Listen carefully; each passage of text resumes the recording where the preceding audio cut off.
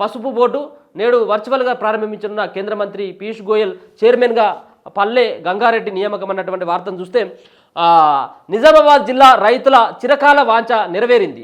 జాతీయ పసుపు బోర్డును ఇందూరు అంటే నిజామాబాద్లో ఏర్పాటు చేసేందుకు కేంద్ర ప్రభుత్వం నిర్ణయం తీసుకుంది. పసుపు బోర్డును ఏర్పాటు చేయనున్నట్లు గత అసెంబ్లీ ఎన్నికల ప్రచారం సందర్భంగా 2023 అక్టోబర్ 1న మహబూబ్నగర్ సభలో ప్రధాని మోదీ ప్రకటించారు. ఆ తర్వాత అక్టోబర్ 4న కేంద్ర వాణిజ్య శాఖ దీనిపై గెజెట్ నోటిఫికేషన్ జారీ చేసింది. అయితే బోర్డు ప్రధాన కార్యాలయాన్ని ఎక్కడ ఏర్పాటు చేసేది అందులో పేర్కొనలేదు. తాజాగా నిజామాబాద్లో బోర్డు ఏర్పాటు చేస్తున్నట్టు సోమవారం ప్రకటించింది. దానికి చైర్మన్గా నిజామాబాద్ జిల్లా ఆర్మూర్ మండలం అంకాపూర్ గ్రామానికి చెందిన భాజపా నాయకుడు పల్లె గంగారెడ్డిని నియమించింది. ఈ మేరకు కేంద్ర వాణిజ్య శాఖ ఉత్తర్వులు కూడా జారీ చేయడం జరిగింది. అసలు చూద్దాం దాని కంటిన్యూషన్ సంబంధించినటువంటి వార్త ఏ విధంగా ఉండబోతా ఉంది, పసుపు రైతులకు ఏ విధమైనటువంటి ఊరట అనేది కూడా మనం చూడాల్సినటువంటి అంశం. ఇక ఆయన 3 ఏళ్ల పాటు ఈ పదవిలో ఉంటారట. గంగారెడ్డి ప్రస్తుతం భాజపా రాష్ట్ర కార్యదర్శిగా ఉన్నారు. రైతుల పండుగ సంక్రాంతి సందర్భంగా మంగళవారం నిజామాబాద్ కేంద్రంగా బోర్డు ప్రధాన కార్యాలయాన్ని కేంద్ర వాణిజ్య శాఖ మంత్రి పీయూష్ గోయల్ ఢిల్లీ నుంచి వీడియో కాన్ఫరెన్స్ ద్వారా ప్రారంభించబోతూ ఉన్నారు. ఎంపీ ధర్మపురి అరవింద్ సోమవారం కూడా ప్రకటించారు. ప్రస్తుతం నిజామాబాద్లో ఉన్న రిజరల్ స్పైస్ బోర్డు కార్యాలయంలోనే మంగళవారం నుంచి కార్యకలాపాలు కూడా ప్రారంభమవుతాయి. ప్రపంచ వ్యాప్తంగా సాగులో 75%, మార్కెట్లో 62% ఉన్నాయట.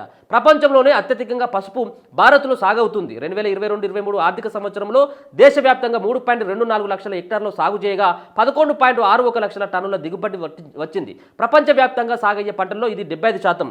దేశంలో అత్యధికంగా మహారాష్ట్రలో 2.78 లక్షల టన్నులు, ఆ తర్వాత తెలంగాణలోనే 2.32 లక్షల టన్నులు పండింది. 2022-23 $207.45 మిలియన్ విలువైన 1.53 లక్షల టన్నుల పసుపు ఆధారిత ఉత్పత్తులు భారత్ నుంచి ఎగుమతి అయ్యాయి. ప్రపంచ మార్కెట్లో భారత్ వాటా సుమారు 62%. నాణ్యమైన పంట పండేలా రైతులను ప్రోత్సహించడంతో పాటు ప్రపంచ మార్కెట్లో భారత్కున్న అగ్రస్థానాన్ని నిలబెట్టుకునేలా బోర్డు చేయూత అందిస్తుంది.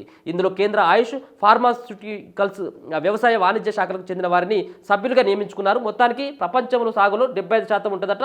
మార్కెట్లో 62% భారత్దే ఉండబోతా ఉన్నది. ఈయనే పల్లె గంగారెడ్డి అంకాపూర్లోని రైతు కుటుంబంలో పుట్టిండు. డిగ్రీ వరకు చదివిందట.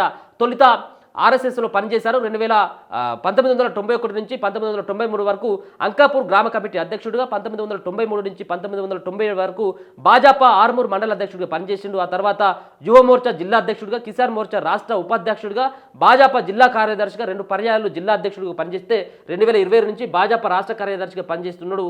మళ్ళీ ఇప్పుడు ఆయనకు ఆ అవకాశం మాత్రం రావడం జరిగింది. సంక్రాంతి కానుకగా అని చెప్పేసి కిషన్ రెడ్డి చెప్తే ప్రధానికి మంత్రి తుమ్మల కూడా కృతజ్ఞతలు చెప్పడం జరిగింది. ఇది పసుపు బోర్డుకు సంబంధించినటువంటి అంశం. పసుపు బోర్డులో మరి బీజేపీ పార్టీ ఇచ్చినటువంటి, ముఖ్యంగా ధర్మపురి అరవింద్ గారు ఇచ్చినటువంటి హామీ మాత్రం నెరవేరబోతా ఉన్నదని స్పష్టంగా అర్థమవుతా ఉన్నది.